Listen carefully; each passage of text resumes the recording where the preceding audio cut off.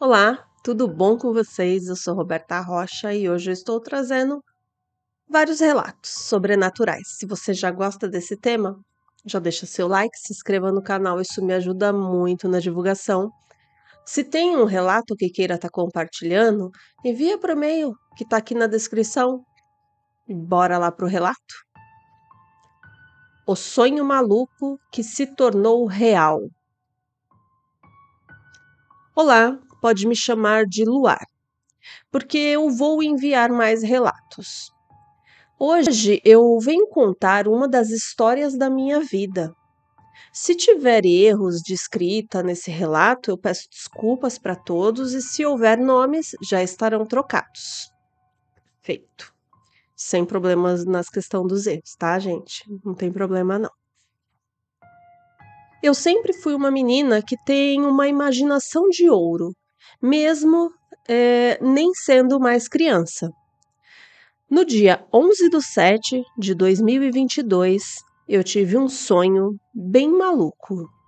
Nesse sonho, eu estava na casa da minha madrinha, quando de repente, um homem muito bonito, vestido com roupas todas rasgadas, de guarda noturno, e uma mulher também muito bonita, de um longo vestido azul, se aproximaram de mim e pararam na minha frente. Foi quando o homem vestido de guarda falou: Não adianta, nunca vai conseguir fugir da gente. E nesse sonho, eu olhei para uma porta que estava atrás de mim e disse para esse casal: Vou sim. E aí eu saí correndo igual uma louca. E eu passava pelas pessoas correndo e elas não entendiam nada. Eu lembro que até eu passei por algumas meninas que estudam na minha sala. Isso tudo no sonho. Até que eu parei na minha casa.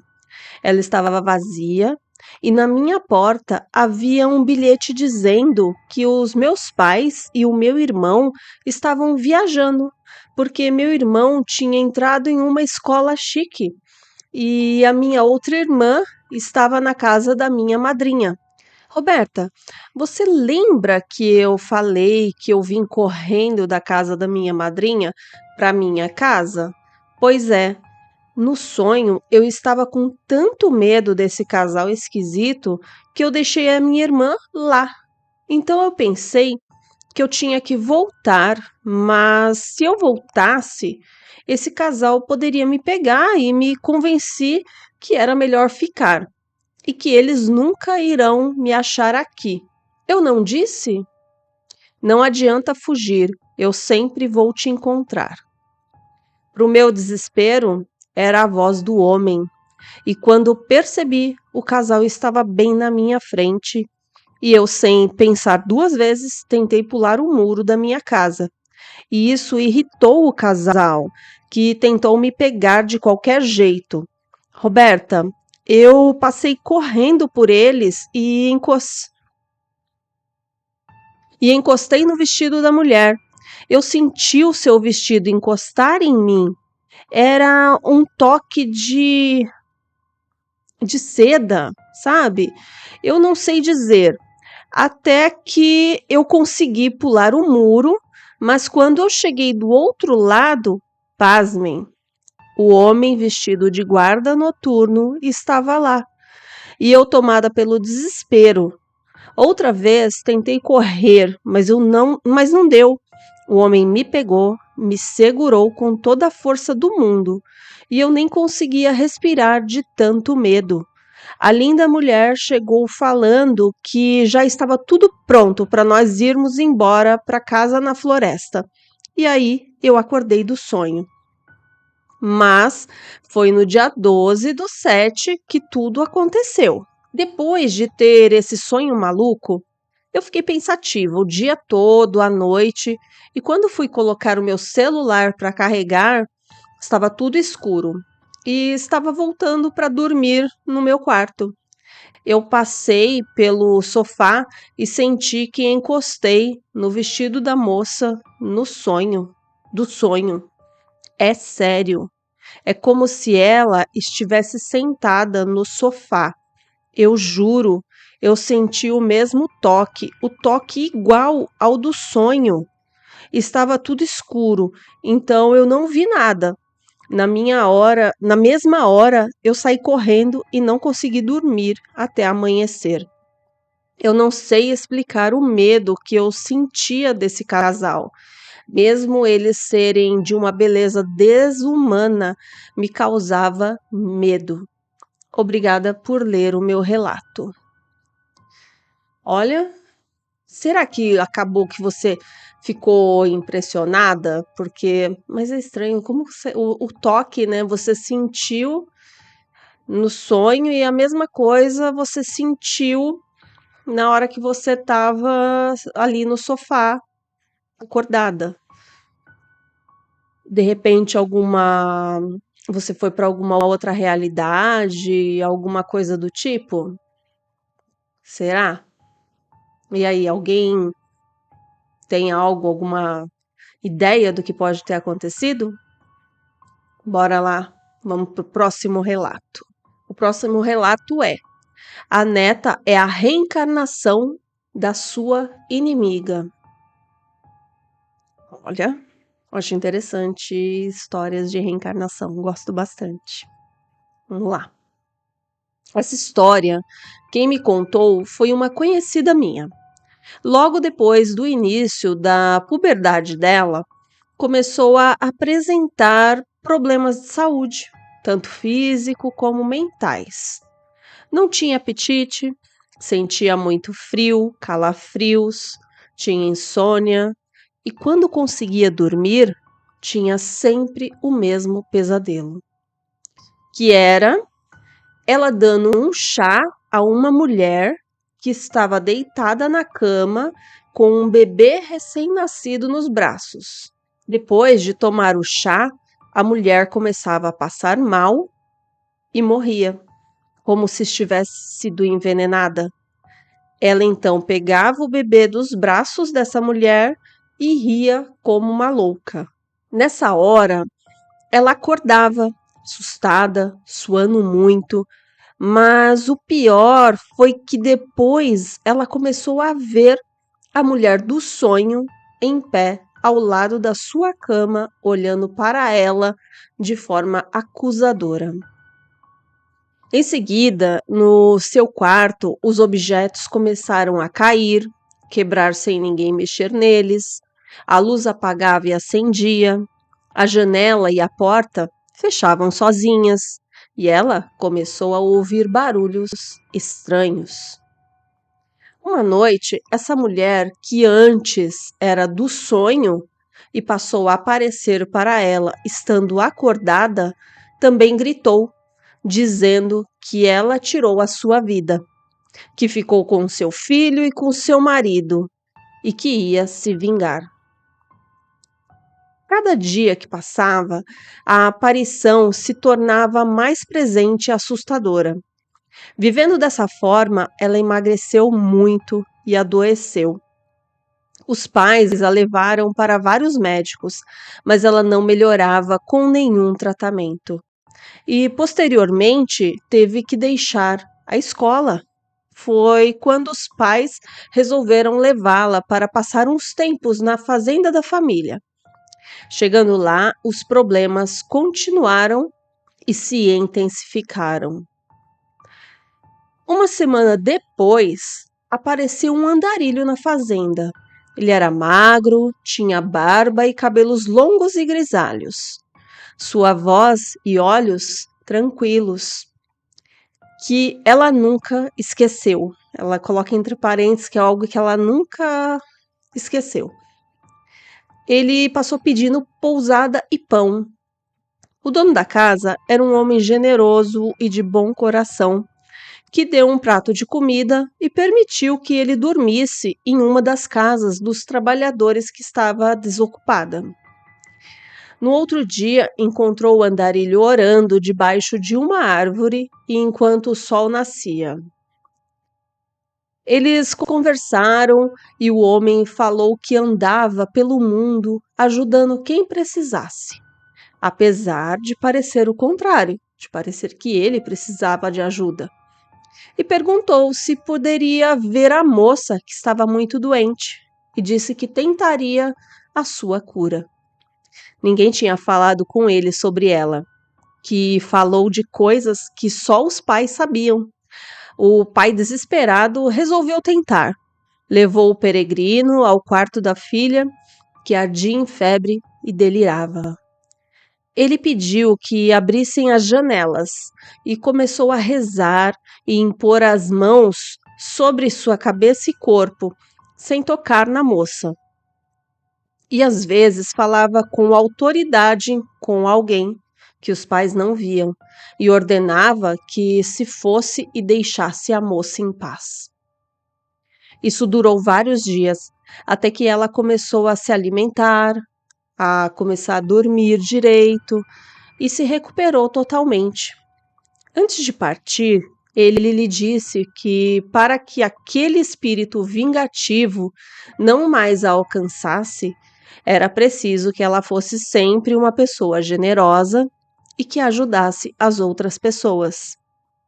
Como médium, ela devia também ajudar esse e outros espíritos que sofriam nas trevas. E que esse espírito, que já tinha sido sua irmã, voltaria para a sua família no futuro. Mas ela não quis isso e se tornou evangélica. Ela vivia sempre em oração e ajudando aos semelhantes. Isso ela cumpriu o que ele comentou, né? Ela se casou, teve um casal de filhos e vivia feliz. O espírito nunca mais apareceu, até que a sua neta nasceu. Eu lembro que Maria, nome fictício para representar a identidade da pessoa. Maria estava muito animada para o nascimento da primeira neta. Quando a bebê nasceu, ela ficou muito feliz e cuidava dela com muito amor e carinho.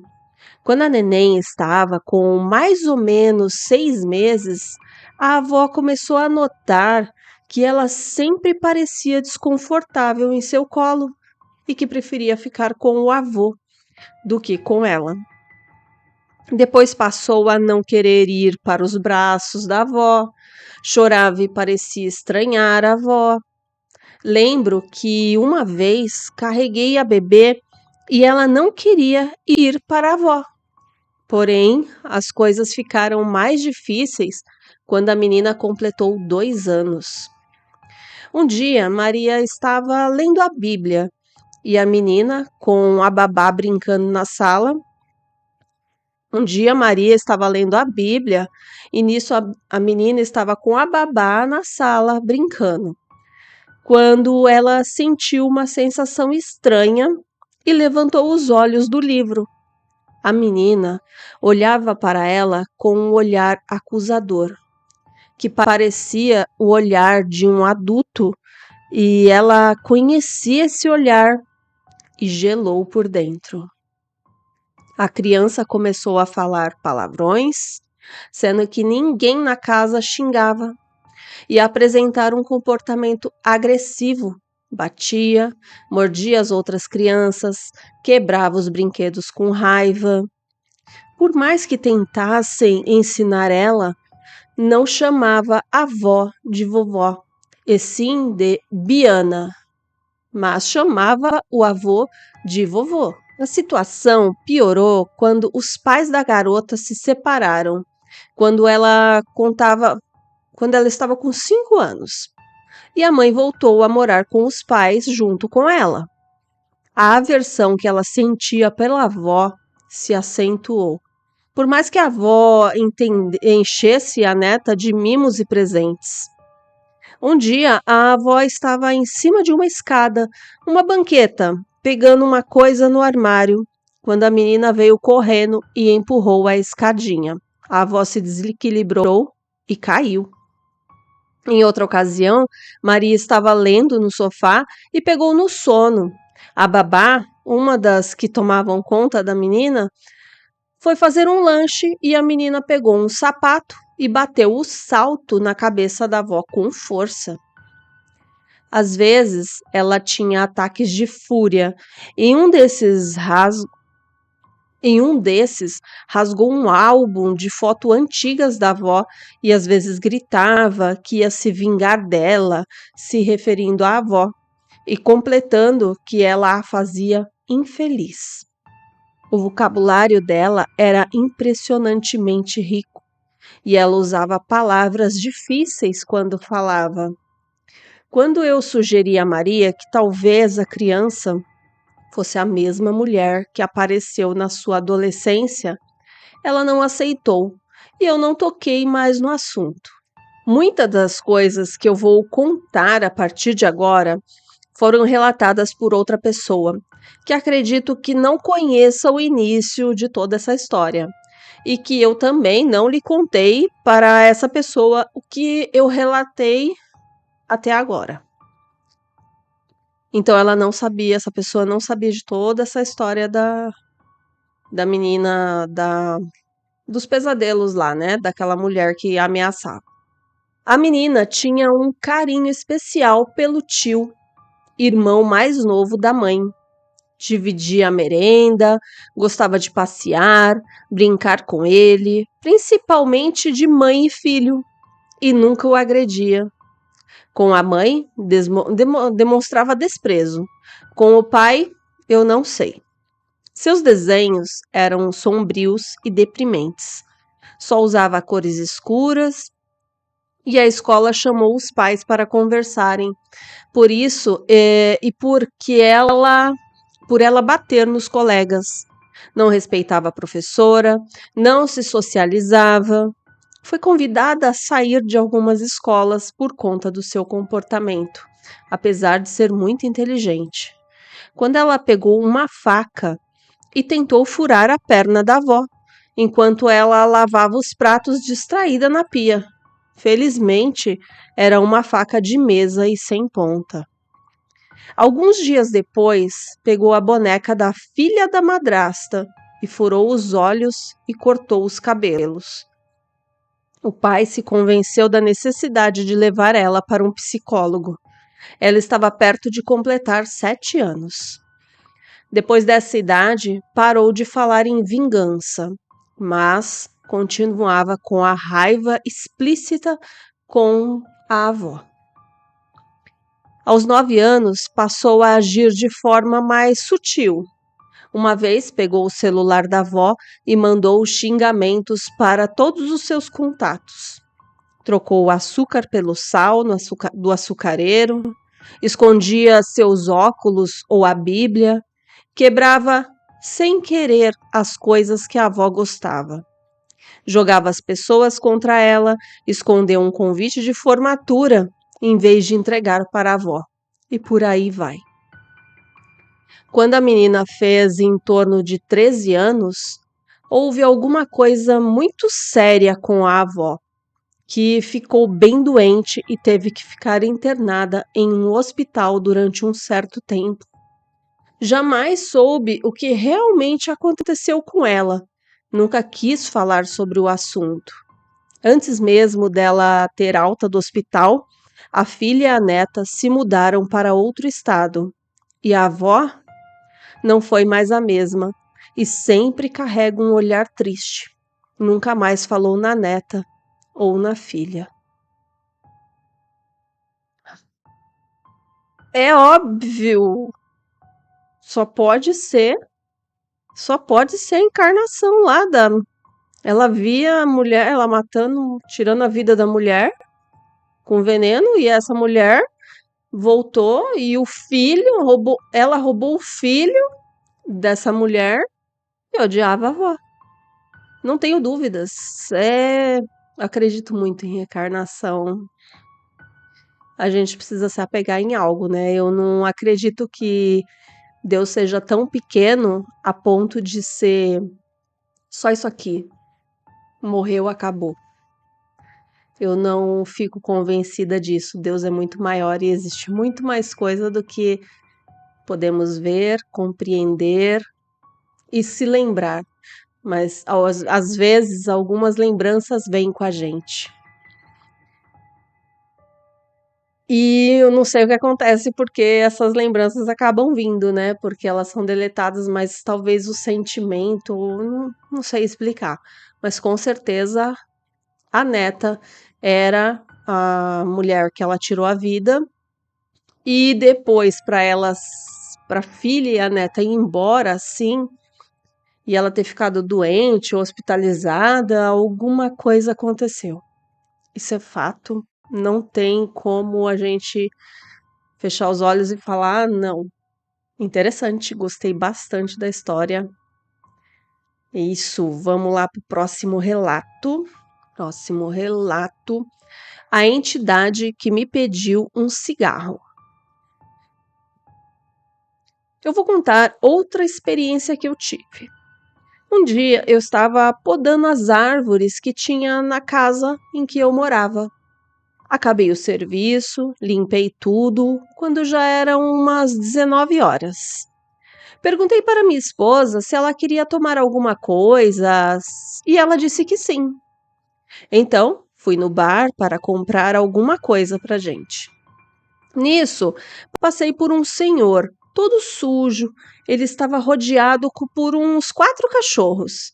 Falei para ele boa noite, fui no bar, comprei a cerveja e estava voltando quando passei por ele novamente. E ele me perguntou se eu tinha um cigarro. Falei que não fumava e continuei andando e pensando: ah, coitado, aquele senhor deve morar na rua, está com vontade de fumar. A consciência pesou, voltei, conversei com ele, falei: o senhor quer só o cigarro? Aí ele me disse que sim.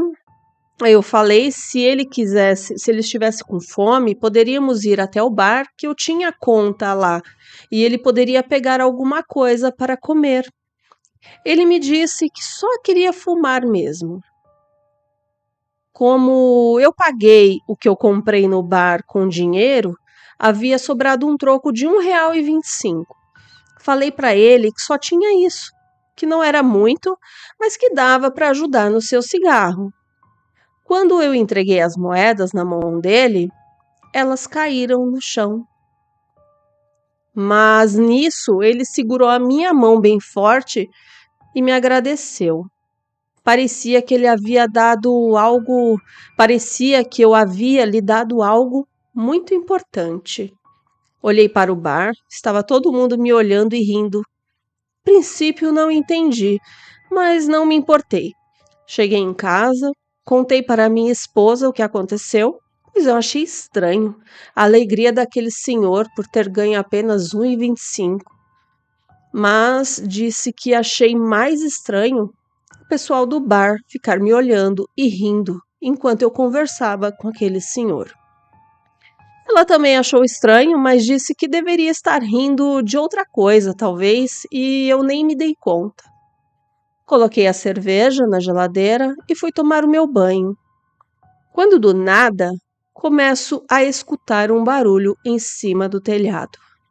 Lá tinha uma caixa de ferramentas. Ela era um pouco pesada e a impressão que dava era de que ela estava sendo arrastada. Minha esposa abriu a porta do banheiro correndo e falou se eu estava escutando esse barulho. Eu falei que já ia ver o que era. Pensei que fosse alguma pessoa maldosa, um ladrão, sei lá. Fui na vizinha, pedi a escada dela emprestada. Não comentei nada para ela do que eu ia fazer. Fui na portinhola que tem na claraboia e entrei. Com a luz do celular, estava um breu só. Olhei tudo e tinha uma marca de arrasto debaixo da caixa de ferramentas. Procurei para ver se tinha alguém, algum bicho nos cantos. Não vi nada. Quando do nada, minha vizinha bateu no portão desesperada, falando para correr na casa dela, que tinha alguém em cima da laje da casa dela. Desci correndo de onde eu estava e fui para a casa dela dar uma olhada. E também não tinha nada por lá. Nas duas casas são telhas de amianto. Não sei como que é, não conheço. Elas são todas parafusadas. Não tinha como ser gente ali. Não tinha como entrar e sair assim tão rápido e de uma casa para outra, do jeito que aconteceu. Eu fico pensando, seria o quê? Ou quem? Essa situação me deixou com o coração na mão. Aquele senhor, eu nunca mais o vi. E nunca perguntei por que estavam rindo de mim naquele dia. E ninguém também não falou nada. Meu medo de perguntar era acabar escutando o que eu tenho em mente, de que só eu que via aquele senhor. Mas por que ele depois veio assustar a minha casa? Ou será que não era ele? Esse é o tipo de coisa que nunca saberemos o que de fato aconteceu. Obrigado por ler o meu relato. Obrigada a você por enviar o relato. Não sei. Porque não faz sentido, né? Por que que ele iria ficar assustando se você fez algo que ele te pediu? Ou será que ele foi fazer alguma espécie de proteção de alguma outra coisa? Será que tinha alguém e ele assustou? Não sei. Será que ele pode ter assustado alguém que estava ali? Será que ele fez algum tipo de proteção? Eu penso mais por esse lado. Mas como você mesmo disse, nunca saberemos. É isso. Se você gostou dos relatos, já deixa o seu joinha, se inscreva no canal, isso me ajuda muito na divulgação, ainda mais agora no início. Se tem um relato, envia por e-mail que está aqui na descrição. Vamos dividir, compartilhar o que você já passou, seja ele de medo, seja ele de experiência sobrenatural, seja uma coisa, um quentinho, algo que aquece o coração. Manda aí por e-mail que está na descrição. Muito obrigada e até a próxima. Tchau.